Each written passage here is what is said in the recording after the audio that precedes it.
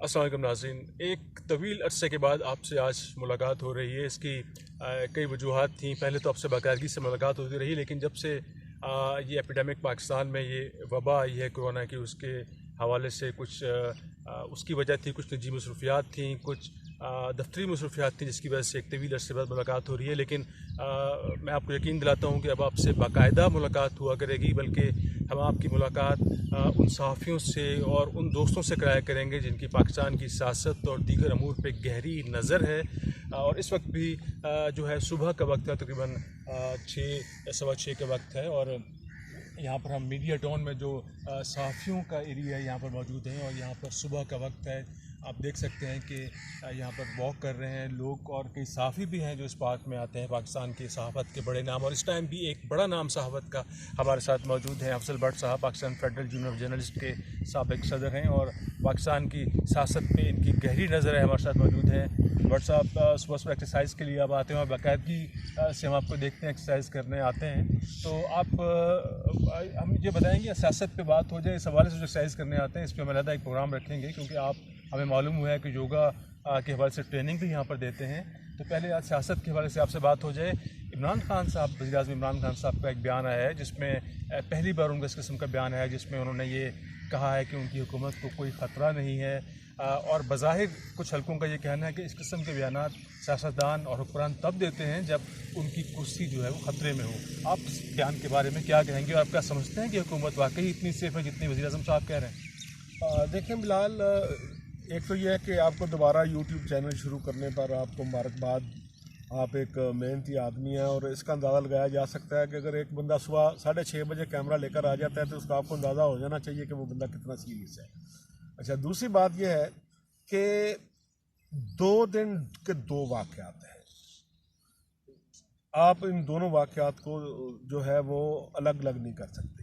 ایک تو جو پرائم منسٹر کی بجٹ سپیچ تھی، دوسرا جو بجٹ پاس ہونے سے ایک رات پہلے اراکین اسمبلی کے اعزاز میں، پارلیمانی پارٹی کے اعزاز میں جو ان کا عشائیہ تھا، یہ دونوں پروگراموں کی گفتگو اگر آپ عمران خان صاحب کی سنتے ہیں تو یہ ان کی زندگی کی ایک نئی شروعات تھی۔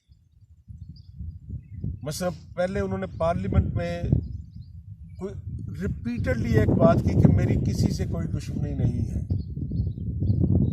میں سب کو ساتھ لے کر چلنا چاہتا ہوں۔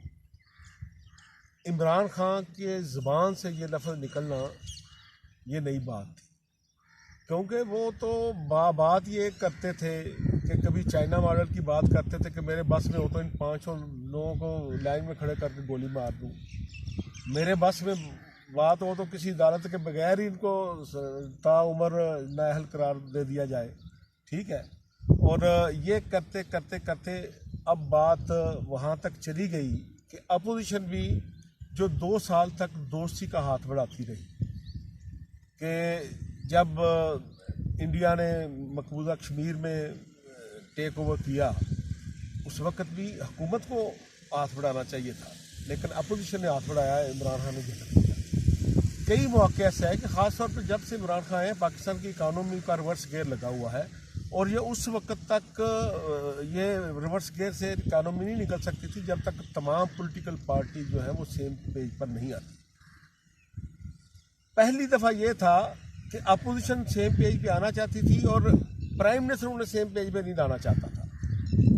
تو اب 2 سال کے بعد فرسٹ ٹائم پرائم منسٹر نے ایک ایفرٹ کی۔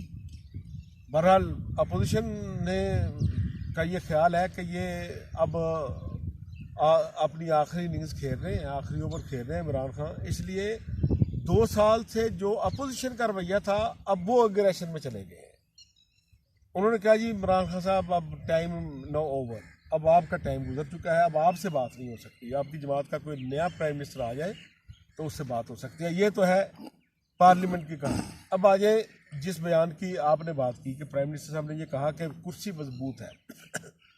مجھے یاد ہے زمانہ طالب علمی کے دور میں ذوالفقار علی بھٹو سے کوئی پاپولر لیڈر پاکستان میں نہیں آئے گا۔ جب ان کے خلاف پی این اے کی تحریک چلی تو ہم اسٹوڈنٹ تھے، تو ان کی ایک بات کو جو بار بار اپوزیشن کوٹ کرتی تھی وہ یہ تھی کہ جو بھٹو صاحب نے کہا تھا کہ میری کرسی مضبوط ہے، ٹھیک ہے۔ इसी तरह आप थोड़ा सा आगे आ जाएं, भुट्टो साहब के बाद जब जनरल ज़ियाउल हक की बारी आई, आखिरी दिनों में ज़ियाउल हक साहब के भी यही बात थे।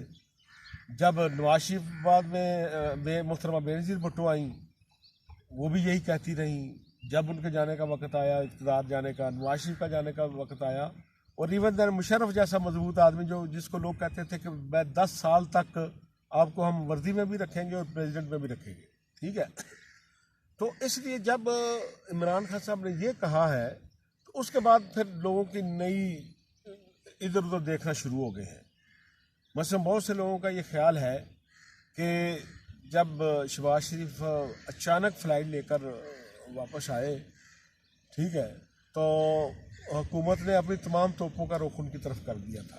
नैब के केसेस खोल दिए, तनकीद शुरू कर दी, तमाम जितने तर्जुमान थे वो शहबाज शरीफ के पीछे लग गए थे। तो उस वक्त ख्याल ये था कि वो कोई पाकिस्तान कौम की मदद करने नहीं आए कोरोना के हवाले से। उसने क्या करनी थी मदद? आके बीमार आदमी है, कैंसर पेशेंट है, तो उसने कोई आके इधर गली कूचों में जाना था या लोगों को मोबिलाइज करना था।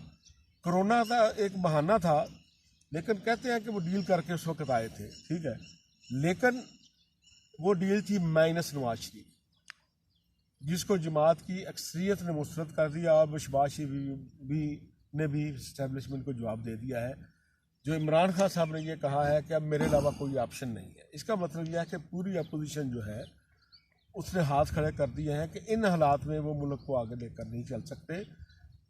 हम जवाबदेह नहीं है। तबाही जो आ चुकी है इकानमी की, उसको हम ना ठीक कर सकते हैं ना जवाबदेह है। तो मैं तो उसको ये समझता हूँ। और फिर कल पाकिस्तान के एक बाखबर जर्नलिस्ट है, ठीक है, क्योंकि हम दो चीज़ें, एक सीनियर जर्नलिस्ट लोगों ने कहते हैं, मैं उन्हें बाखबर जर्नलिस्ट कहता हूँ, मोहसिन बेग साहब को कल। और मोहसिन बेग साहब वो हैं जो इमरान खान को लाने वाली टीम के जो है वो समझ लें कि ओपनिंग बैट्समैन थे, कि पाकिस्तान के तमाम बड़े बड़े इन्वेस्टर से चंदा पीटीआई को करोड़ों का उन्होंने दिलवाया, ठीक है।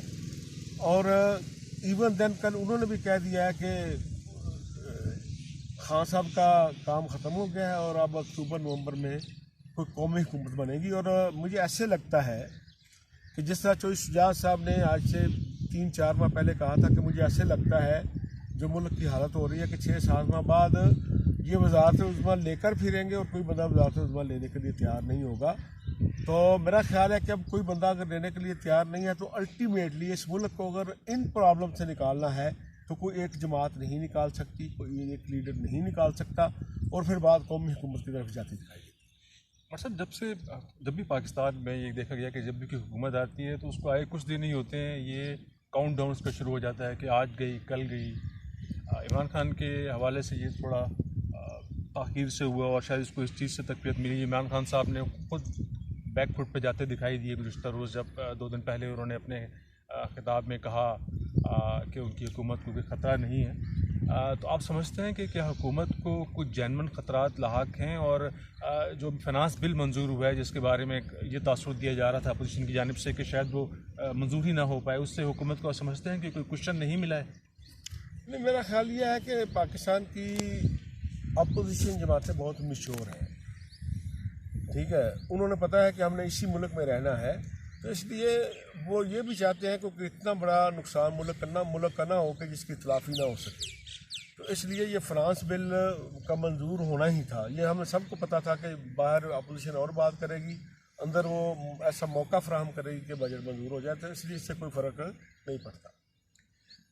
जी, राज़ीन अफजल भट्ट साहब जो हैं इन्होंने हमसे काफ़ी अहम बातें की, और जिस तरह मोहसिन बेग साहब का उन्होंने हवाला दिया, ये उनसे मुत्तफ़िक दिखाई देते हैं कि जो हमारे मुक़्तदर हल्के हैं वो भी इस सोच में हैं, या उनकी ये राय है कि एक कौमी हुकूमत ही पाकिस्तान को जो चैलेंजेस दरपेश हैं उनसे निकाल सकती है, और सबकी नज़रें यही हैं। इस हवाले से उनका ये कहना था कि कोई एक जमात जो है पाकिस्तान के मसाइल का हल नहीं है, और सिर्फ एक कौमी हुकूमत ही ये मसाइल हल कर सकती है।